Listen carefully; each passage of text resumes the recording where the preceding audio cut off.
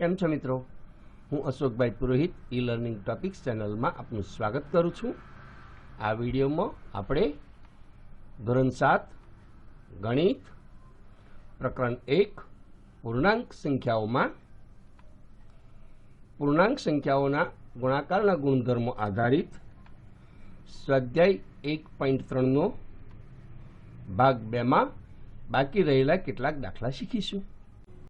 આ વિડીયો સ્વાધ્યાય 1.3 ના અનુસંધાનનો જ વિડીયો હોવાથી અંત સુધી જોવા નમ્ર વિનંતી. તો ચાલો શરૂ કરીએ સ્વાધ્યાય 1.3 ભાગ 2. હવે આપણે સ્વાધ્યાય 1.3 ના બાકી રહેલા દાખલા જોઈએ. 5મો દાખલો છે, યોગ્ય ગુણધર્મનો ઉપયોગ કરી જવાબ આપો. એ 26 ગુણ્યા ઋણ 48 વત્તા ઋણ 48 ગુણ્યા 36. 26 ગુણ્યા ઋણ 48 અને ઋણ 48 ગુણ્યા ઋણ 36. આ બંનેમાં ઋણ 48 સામાન્ય છે. ગુણાકારની બંને પ્રક્રિયાઓને સરવાળા સાથે જોડવામાં આવી છે, એટલે ગુણાકારનું સરવાળા પર વિભાજનનો ગુણધર્મ લાગે. હવે બંનેમાં ઋણ 48 સામાન્ય છે, તે આપણે બહાર કાઢી લઈએ, એટલે ઋણ 48. ઋણ 48 નો 26 અને ઋણ 36 સાથે ગુણાકારનો સંબંધ હોવાથી ગુણાકારનું ચિહ્ન લખો. આ ગુણાકારનું ચિહ્ન લખ્યું. હવે 26 ગુણ્યા ઋણ 48 અને ઋણ 48 ગુણ્યા ઋણ 36 આ બંનેનો સરવાળાનો સંબંધ છે, એટલે કૌંસમાં 26 વત્તા ઋણ 36 લખી સાદુરૂપ આપીએ, એટલે કૌંસમાં 26 વત્તા ઋણ 36 કૌંસ પૂરો. હવે સાદુરૂપ આપીએ. બરાબર. ઋણ 48 ગુણ્યા 26 અને ઋણ 36 નો સરવાળો કરતા ઋણ 10 આવે, એટલે ઋણ 48 ગુણ્યા ઋણ 10. બંને ઋણ પૂર્ણાંક છે, એટલે ઋણ 48 ગુણ્યા ઋણ 10 બરાબર 480 થાય. બી 8 ગુણ્યા 53 ગુણ્યા ઋણ 125. આપણી પાસે 3 પૂર્ણાંક સંખ્યાઓ છે. આ 3 પૂર્ણાંક સંખ્યાઓ પૈકી 2 પૂર્ણાંક સંખ્યાઓનો ગુણાકાર ઝડપથી થઈ શકે તેમ છે, એટલે ગુણાકાર સરળતાથી થઈ શકે તે માટે સંખ્યાઓના ક્રમ બદલી લો. આપણને નિયમની ખબર છે. ક્રમના ગુણધર્મ આધારે સંખ્યાઓનો ક્રમ બદલાવા છતાં ગુણાકારના જવાબમાં કોઈ ફેર પડતો નથી. આપણી પાસે 8 અને ઋણ 125 આ 2 પૂર્ણાંકોનો ગુણાકાર આપણે ઝડપથી કરી શકીએ છીએ, મૌખિક રીતે પણ કરી શકીએ છીએ. જુઓ, ઋણ 125 એના 2 ભાગ પાડી દઈએ તો ઋણ 100 વત્તા ઋણ 25. ઋણ 100 ગુણ્યા 8 મૌખિક રીતે કહી શકીએ કે ઋણ 800 થાય, અને ઋણ 25 ગુણ્યા 8 એ પણ મૌખિક રીતે કહી શકીએ કે ઋણ 200 થાય. ઋણ 800 વત્તા ઋણ 200 બરાબર ઋણ 1000. આમ 8 અને ઋણ 125 નો ઝડપથી આપણે ગુણાકાર કરી શકીએ છીએ, એટલા માટે ગુણાકાર માટેનો ક્રમનો ગુણધર્મ અહીંયા આગળ લાગુ પડે છે.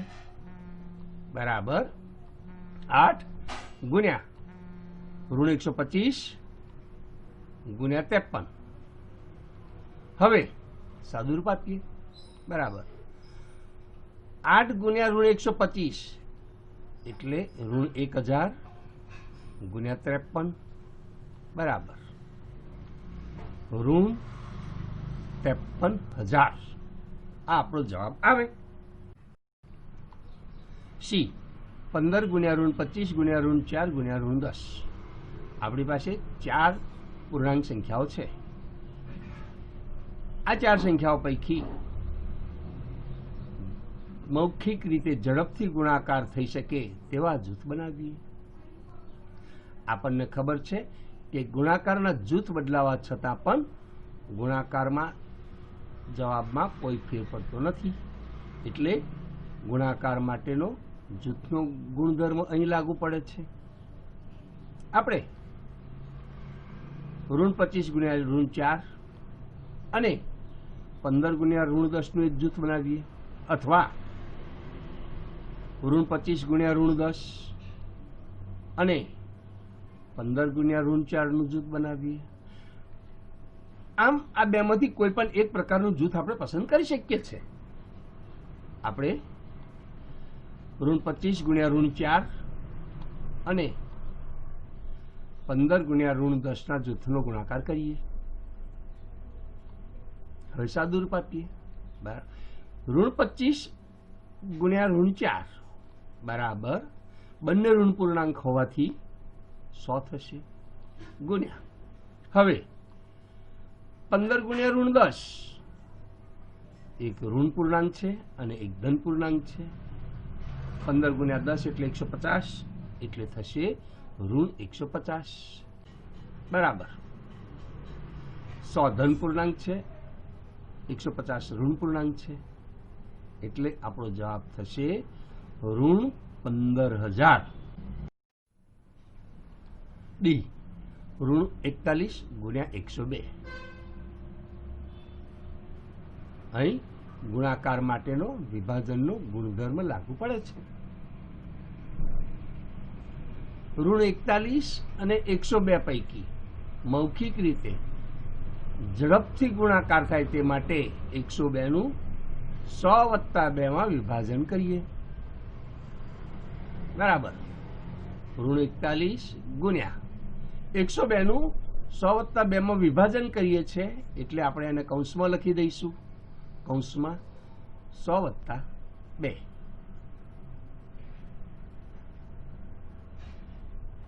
હવે ઋણ 41 ગુણ્યા 100, સૌ પ્રથમ ઋણ 41 ગુણ્યા 100 નો ગુણાકાર કરીશું, એટલે ઋણ 4100 થશે. 100 અને 2 બેની વચ્ચે વત્તાનું ચિહ્ન હોવાથી વત્તા મૂકી દઈએ. હવે ઋણ 41 ગુણ્યા 2, ઋણ 41 ગુણ્યા 2 એનો ગુણાકાર કરીશું, એટલે ઋણ 82 થશે. હવે સાદું રૂપ આપીએ બંનેનું, એટલે ઋણ 4100 વત્તા ઋણ 82 બરાબર ઋણ 4182 થાય. છઠ્ઠો દાખલો જોઈએ. ઠંડુ કરવા માટે ઓરડાના તાપમાનને 40°C થી શરૂ કરીને 5°C પ્રતિ કલાકના દરે ઘટાડવું જરૂરી છે. પ્રક્રિયા ચાલુ કર્યાના 10 કલાક પછી ઓરડાનું તાપમાન કેટલું હશે? ઓરડાનું શરૂઆતનું તાપમાન 40°C છે. 5°C પ્રતિ કલાકના દરે ઘટાડવાનું છે, એટલે તાપમાન દર કલાકે 5°C ઘટાડવાનું છે. અને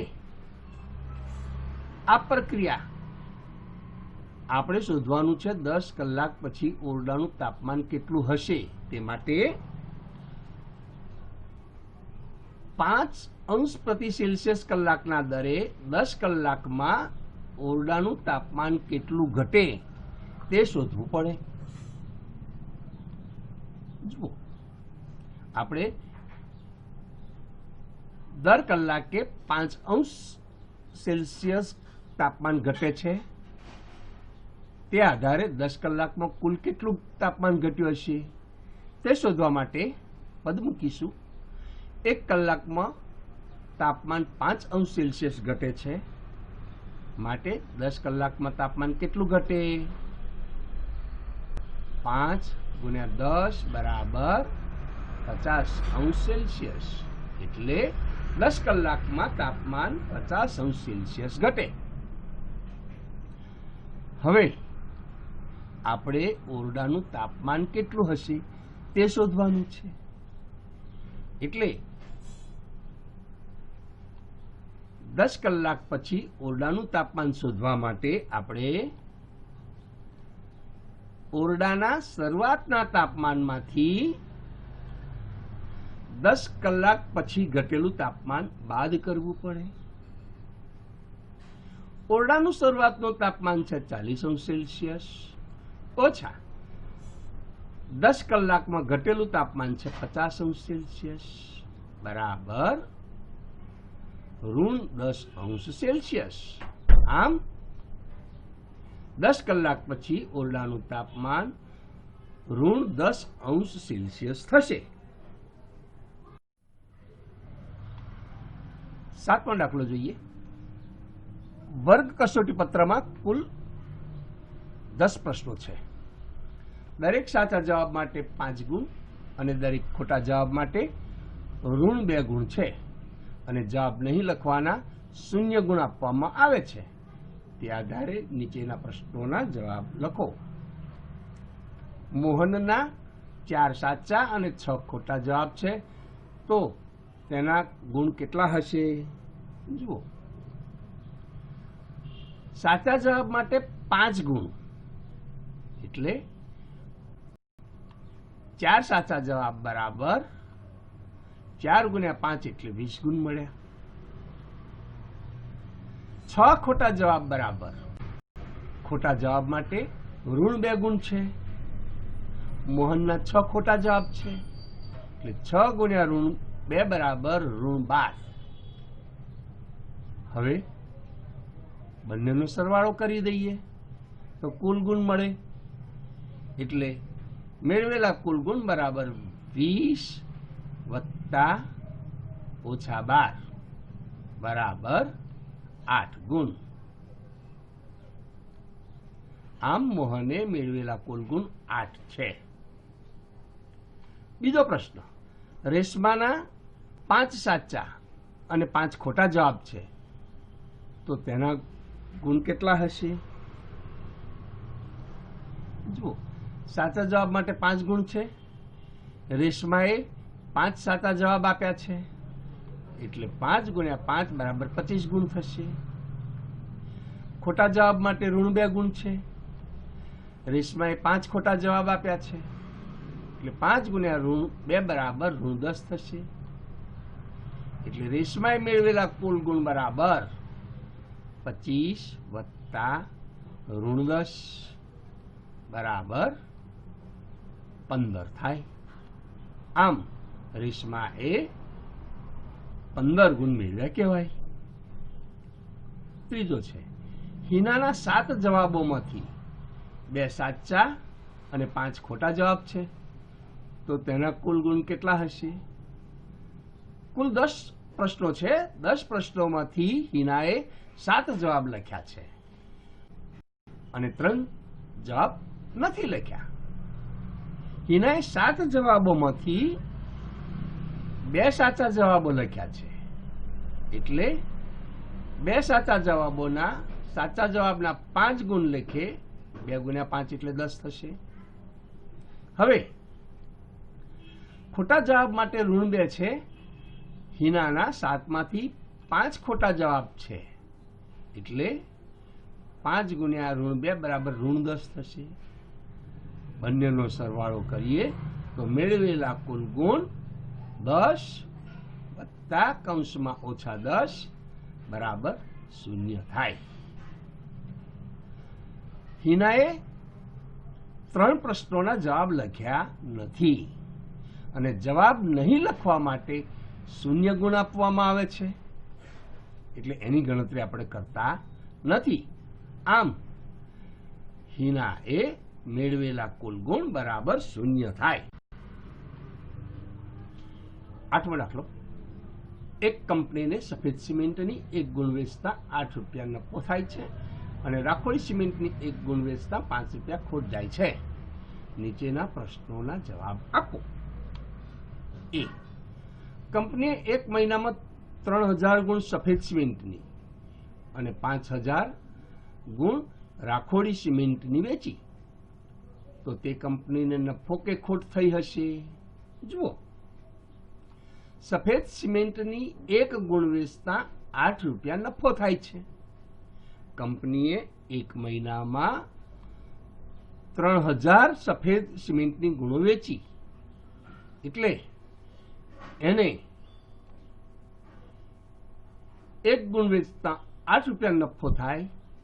માટે 3000 ગુણ વેચતા 8 ગુણ્યા 3000 બરાબર 24000 રૂપિયા નફો થાય. હવે 1 ગુણ રાખોડી સિમેન્ટ વેચતા 5 રૂપિયા ખોટ જાય છે.